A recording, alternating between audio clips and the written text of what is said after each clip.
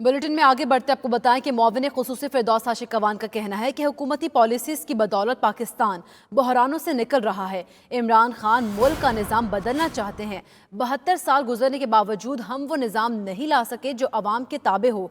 जिस माफिया ने 72 साल इस निज़ाम से फ़ायदा उठाया वो इमरान खान के रास्ते में रुकावटें खड़ी कर रहा है। सियालकोट में अवामी इज्तिमा से खिताब में उनका मज़ीद क्या कहना था, आइए आपको दिखाते हैं। वो दिन दूर नहीं जब वो पॉलिसीज जो आपकी बेहतरी की हैं उनके मुस्बत असरात नजर आएंगे। आपको जिस माफिया का चैलेंज का सामना है वो कभी ये गंदम से हीरा करता है और आटा महंगा करता है, कभी वो चीनी के स्टॉक इकट्ठे करता है और मसनूई बहरान पैदा करता है।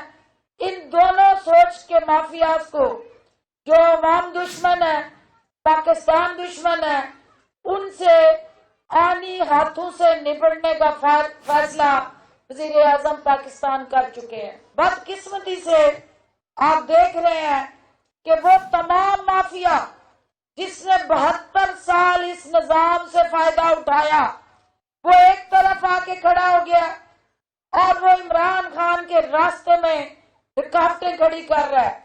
जो निजाम के अंदर तब्दीली, जो रिफॉर्म्स, जो मुश्किल तरीन काम है, यहाँ पाकिस्तान में जितने भी हुक्मरान आए उन्होंने अपनी सियासत को बचाने की बात की।